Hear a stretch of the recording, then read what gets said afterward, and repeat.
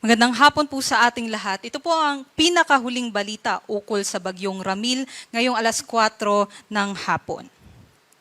Kanina nga pong 4:10 p.m. ay naglandfall na sa may Gubat, Sorsogon itong si Bagyong Ramil at posible nga po habang tinatahak ang Bicol Region, posible po itong may bahagyang paghina. Kanina nga pong alas 4 ng hapon, itong si Bagyong Ramil ay nasa may coastal waters na ng Gubat, Sorsogon at meron pa ring taglay na hangin na aabot sa 65 kilometers per hour at pagbugso na aabot sa 90 kilometers per hour. Sa ngayon nakikita nga po natin, bahagyang humihina nga po yung kanyang pagkilos pa-westward dito po sa may coastal waters ng Gubat, Sorsogon. At kung mapapansin nga po natin, malawak nga po yung mga kaulapan o mga cloud system na associated dito po sa Bagyong Ramil, kaya kahit wala po tayong mga nakataas na wind signal o kahit wala po tayong nakataas na weather advisory sa ating mga lugar, posible pa rin po tayong makaranas ng makulimlim na panahon. Meron din po tayong mga kalat-kalat na pag-ulan, pagkulog at pagkidlat dito pa rin sa may western sections ng Central Luzon, kabilang ang Metro Manila, sa may Calabar Zone area, Mimaropa, maging dito po sa malaking bahagi ng Visayas at sa may northern at sa may central portion din po ng Mindanao. Kaya ulitin ko po, kahit walang signal at wala tayong nakataas na weather advisory, posible pa rin po tayo makaranas ng makulimlim na panahon. Ito po yung ating pinakahuling forecast track and intensity nitong si Bagyong Ramil. Sa ngayon, tropical storm pa rin po ito at inaasahan nga po natin kahit bahagyang hihina po ito habang binabaybay ang Bicol Region landmass ay i-maintain pa rin po nito ang kanyang tropical storm category. Itong yellow na bilog naman po, ito po yung nakakaranas nor area na may mga malalakas na hangin na mas mataas pa sa 39 kilometers per hour. So ito po yung mga merong mga wind signals at yun nga po, concentrated po yung mga lugar na may wind signal dito po sa may northern periphery nitong bagyo. Ngunit dito naman po sa may southern periphery ng bagyo, kahit walang wind signal, posible pa rin po yung mga malalakas na mga pag-ulan.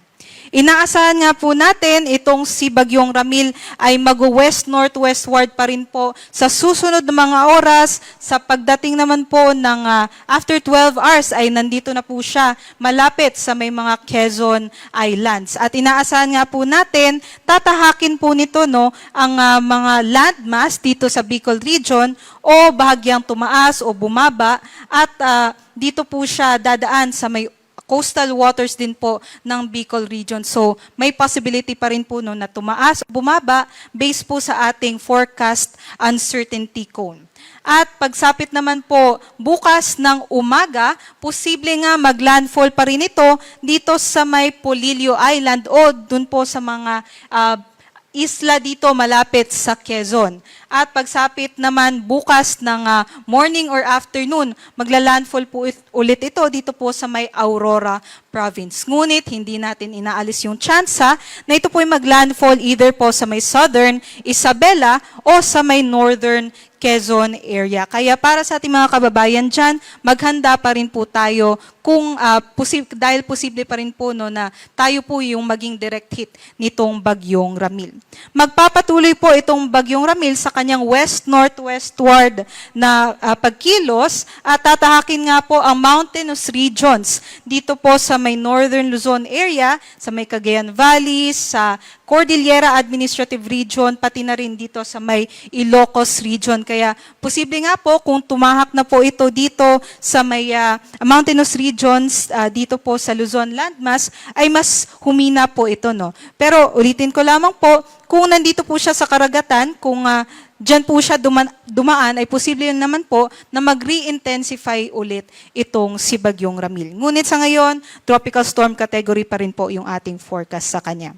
Bukas naman po ng hapon, inaasahan natin na makakalabas na ito ng ating Luzon landmass at pagsapit naman po ng Lunes ng umaga, makakalabas naman na po ito ng ating Philippine Area of Responsibility at patuloy na mag-west-northwestward at dadaos-dos naman po patungo sa may Vietnam. Posible po by Thursday po yan ng hapon. At para naman po sa wind signal natin, wind signal number 2 ay nakataas pa rin dito sa may northern portion ng Aurora. Kabilang na din po ang may Polillo Islands, Camarines Norte, Camarines Sur, sa extreme eastern portion din po ng Albay, maging sa may northeastern portion ng Sorsogon, northeastern portion din po ng Northern Samar. Wind signal number 1 naman po, yung nakataas dito sa may malaking bahagi po no, ng Cagayan Valley, pati dito sa may Cordillera Administrative Region at kabuuan din po dito sa may Ilocos Region. At aside po doon, nakataas din po itong wind signal number 1 sa may northeastern portion naman ng Tarlac, maging dito sa Nueva Vizcaya, Nueva Ecija, northeastern portion ng Pampanga, eastern portion ng Bulacan, maging dito po sa eastern portion o nalalabing bahagi ng Quezon, nalalabing bahagi din po ng Camarines Sur, Albay, pati na rin sa may Burias Island, Ticao Island, nalalabing bahagi ng Sorsogon, nalalabing bahagi ng Northern Samar, maging dito po sa northern portions ng Eastern Samar at ng Samar. So dun po sa may wind signal number 2, malalakas po yung ating hangin, posible nga po hanggang 89 kilometers per hour na mga bugso ng hangin ang kanilang mararanasan. At dito naman sa wind signal number 1, posible hanggang 61 kilometers per hour na mga bugso ng hangin. At kung ngayon wala pa po tayong nararanasan na mga hangin na malalakas dito po sa may areas ng Northern Luzon, ay asahan po natin ito within 36 hours. At para naman po sa ating rainfall forecast, in the next 24 hours, ulitin ko lamang po kahit walang signal, posible po tayong ulanin. At ngayon nga po, posible na po ang more than 200 millimeters na mga pag-ulan dito sa may Northern Samar at Eastern Samar. Kaya posible yung mga malawakang mga pagbaha dito po sa may red na color na probinsya. Doon naman po sa may mga nasa orange na mga probinsya, ito po yung makakaranas ng 100 to 200 millimeters na mga pag-ulan. So yun po yung aasahan within 24 hours dito po sa Isabela, Kalinga Mountain Province, Ifugao, Benguet, Nueva Vizcaya, Quirino, Aurora, Nueva Ecija, pati na rin po dito sa may Bulacan, or dito rin po sa may Quezon, Camarines Norte, Catanduanes, Camarines Sur, Albay, Sorsogon, maging dito po sa may Samar at sa Biliran. Kaya't para sa ating mga kababayan na hindi pa nakakaranas ng mga malalakas na mga pag-ulan, maghanda na po tayo sa posibleng epekto nitong si Bagyong Ramil. 50 to 100 millimeters naman po ng mga pag-ulan ang aasahan within 24 hours dito sa Cagayan area, Babuyan Islands, Apayao, Abra, Ilocos Sur, dito rin po sa may La Union, Benguet, Nueva Vizcaya, or dito po sa may Pangasinan, Tarlac, Nueva Ecija, Pampanga, Bulacan, maging dito po sa Metro Manila, Rizal, Laguna, Marinduque, Oriental Mindoro, down towards Romblon, Masbate, maging dito sa Leyte, Southern Leyte, Cebu, Negros Occidental, Guimaras, Iloilo, Antique, Capiz, at sa Aklan. Dagdag ko lamang po dun sa ating mga kababayan na nasalanta ng mga lindol ng mga nakarang araw, dito po sa may Bugos City, Cebu, at pati na rin po dun sa mga nasalanta nitong Bagyong Opong sa may Masbate at Romblon, ay mag-ingat po tayo, no? At lumayo na po tayo dun sa mga areas na vulnerable pa po dun sa malakas na mga pag-ulan.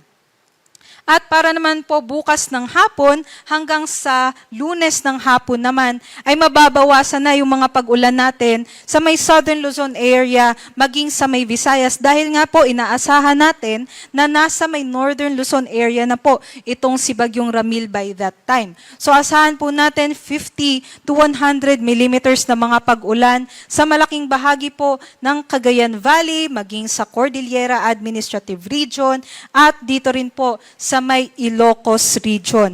At dagdag ko lang po, pati po dito sa may Zambales, Tarlac at Nueva Ecija at sa Nueva Vizcaya, aasahan pa rin po natin yung 50 to 100 millimeters na mga pag-ulan. At kung nandun naman po kayo sa mga bulubunduking lugar, ay mas prone po tayo dun sa mga landslides. Kaya kung nandun po kayo sa mga, or na-assess na po ninyo na hazard po talaga ang landslide malapit sa inyong mga kabahayan, ay mag-isip na po tayo kung kailangan po tayo mag-evacuate as soon as possible before po mag-hit itong si Bagyong Ramil dito po sa inyong mga areas. At sa ating lagay ng mga karagatan, ay may gale warning na nga po tayo na nakataas dito sa may eastern seaboards ng northern, central, maging sa may southern Luzon. At kahit naman wala tayo sa gale warning, kung may nakataas tayo na wind signal, ay automatic po ay bawal na po maglayag dyan po sa ating mga karagatan. Kaya precaution lang po ito sa ating mga mandaragat para po sa ating mga safety. So gale warning nga po, nasa may Aurora, Isabela, Catanduanes, Camarines Sur, maging sa may Camarines Norte. Ngunit kahit wala nga pong gale warning dyan, bawal na pong pumalaot ang ating mga kababayan. Posible hanggang 5 meters na mga pag-alon ang ating maranasan na delikado po lalong-lalo na sa mga maliliit na sasakyang pandagat. At para naman po sa susunod na 36 hours, posible naman po yung mga storm surge or daluyong na aabot from 1 meter to 2 meters po. So tataas na po ito, mas mataas na po ito sa isang gusali or isang palapag na gusali. Kaya mag-ingat yung ating mga kababayan na nasa may coastal communities dito po sa may Northern Samar, maging sa may dito po sa may Bicol region, maging po sa may Isabela, Aurora, Quezon, sa may Polillo Islands, at dito rin po sa kabuuan ng Quezon at Bicol region area. At hindi lamang po yan, posible din po yung mga daluyong naman dito po sa may western seaboards nitong or western coastal communities dito po sa may Ilocos region, maging sa may Zambales, dahil nga po ay papunta na din po dyan yung ating Bagyong Ramil. Kaya para naman po sa susunod na mga latest updates dito kay Bagyong Ramil, mamaya po yung 8:00 ng gabi. Yan lamang ang latest mula dito sa Pag-asa Weather Forecasting Center. Muli ito po si Lian Loreto. Mag-ingat po tayong lahat at maghanda po tayo sa posibleng banta nitong si Bagyong Ramil.